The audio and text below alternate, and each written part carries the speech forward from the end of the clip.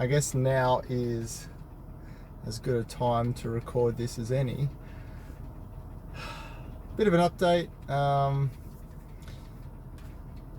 I was thinking of getting 2 different planes, and you know when you get a bargain come up, it's really hard not to go for it. I found the FMS SuperEZ on Facebook Marketplace, and in Australia, even just for the plug and play, you're looking at about $270 with the complete ready to fly battery, charger, transmitter, everything. I mean, I was looking, not that I was looking to buy a new one because there was a second-hand one for sale, but they go for well over 300, I think like $350 or something. Anyway, there was one listed for sale in the town next to where my dad lives, and it was going for 200, and it had only been flown once. And I spoke to this guy, told me all about it, and I thought I'll just sit on it for, you know, maybe a couple of days to end up turning into maybe a few weeks. And it gave me plenty of time to think about it, and I was umming and ahhing between that plane and the Volantex Phoenix V2, the 2-meter glider. So I watched plenty of videos, and I sent a few comments on some videos I'd watched. One particularly, one that on a video that really helped me, and I got some comments back from Brian Phillips, and great channel. If you guys haven't seen Brian, definitely head over to his channel.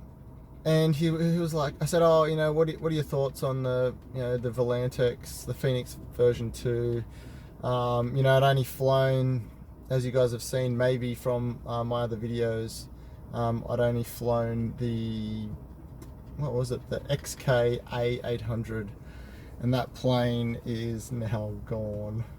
I lost it. I had an evening flight, and long story short, there was wind, and that plane is very light. So it's on a building somewhere. I was flying at a local park where I live in town in Wollongong, and there's high-rise buildings around, and it just went.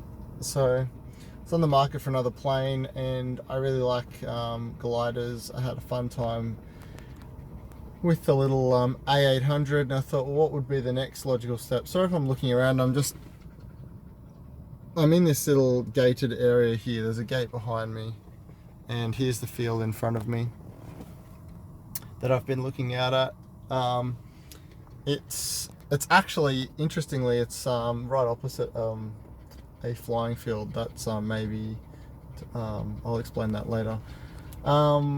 Yeah, so I was looking for another plane. I thought, well, I can slap down about $160 on the V2, and then I'll need to buy, still needed to get a transmitter,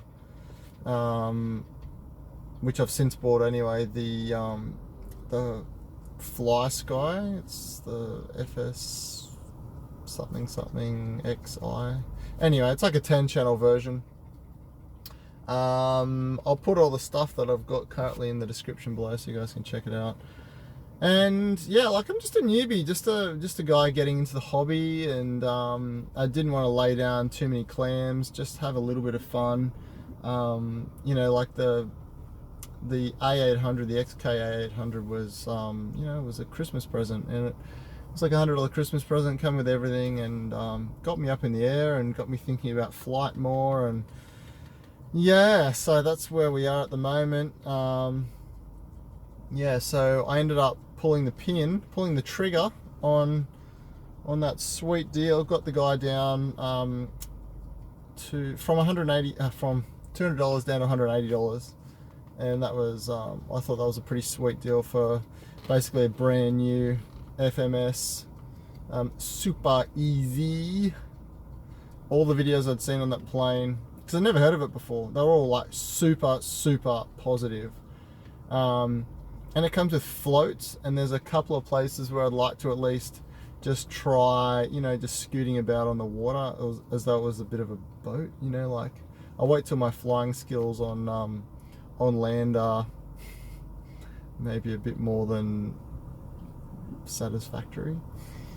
I certainly have learnt many lessons since having the XK, and I think the main one is be patient and don't fly in conditions that that are not conducive for, you know, having a good time when you're flying.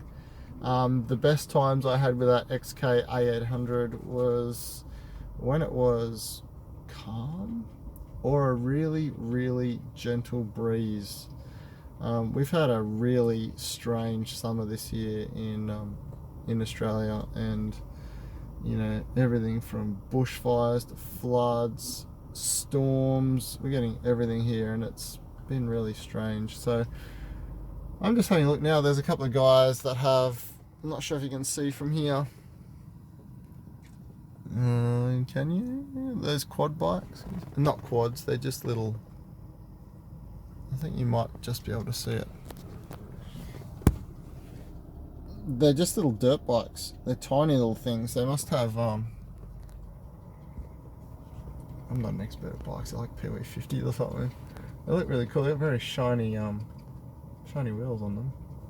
But anyway, this, yeah, so it got me back into flying and whatever, and just having a good time. I don't know where this tangent's going. So yeah, the XK got me in. The SuperEZ, yeah, I hadn't heard of it, and when I saw it on sale, I saw it for sale on Marketplace, I thought to myself, well, I need to find out more about this plane before I'm like committing to it. So I thought, for a start, is this a good price? Is it too expensive? Is this a trainer that's not that good? So I looked it up on YouTube, and the reviews were really, really positive. So yeah, I had plenty of time to think about it, and then yeah, in the end I bought it. So that's at my dad's place at the moment. He lives about 4 hours away from me, and I will see him for Charlotte's first birthday, my niece. So he's coming across with all this coronavirus crap. My sister's really worried about, you know, people getting sick and whatever, so she said the birthday might be called off.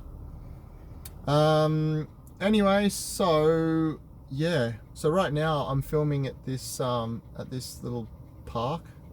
It's a sports field, that's what it is. So if we look out here, this is the way I should have filmed it. Maybe I should have just turned the car around. Anyway, so this is the sports field that I'm filming at. There's a sign right in my field of view, or in the viewfinder there. You can see it. One of the things that it says up the top, it says public place, and there's a whole bunch of stuff you can't do. Everything from dogs off leash. Actually, I think there might be, I think there's 2 pictures of dogs there. Anyway, no fires, no camping, no golf, no horses, I think. The other one is apparently no flying radio controlled aircraft. On the spot fine exceeds $100. Well, it's a flaming awesome spot to fly. Anyway, across here behind, on the other side of the road, there was a sanctioned, or whatever they call it, approved RC flying field, which was closed down. The owner of the land, I think something happened. There was a whole news article about it. No, this was years ago. I looked it up. I thought, oh. So I wonder where the flying fields are around my area in the Illawarra in New South Wales, Australia. And this was the one that popped up, and just heaps of information about everyone worried about the flying field. It's getting closed. So now there's a driving range, and golf does not interest me at all. But I had a look at the Facebook page about, you know, the no, not the Facebook page, the comments to the online article about it. I think it was written in like 2015 or 14. It was ages ago. And they were like, yeah, we love golf. I'm like, yeah, well, you can play golf anywhere. I don't know, I'm not a golf fan. So there's no RC flying club anywhere near here. So there's a few people around now, but last time I was here, I was just scoping the place out. No one uses it. Like, I've seen a handful of people. There's actually one guy in the field now, and he's just, I think he's like a line marker or something, like for the field, because they use it for soccer and football and stuff. And there's like their baseball or softball fields as well.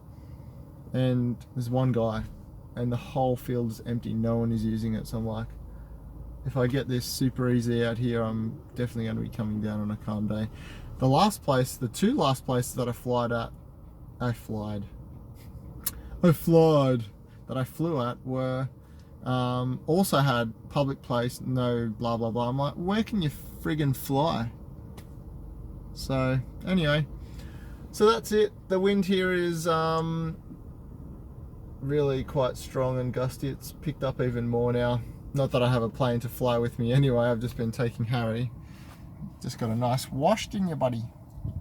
I just took Harry out for a walk around here. We just hopped on the field, and if you've been following the channel and you know everything about Harry, he does not like dogs. So it's a nice wide open place. But as it turns out, there are 1, 2, 3, 4 cars here, plus mine is 5.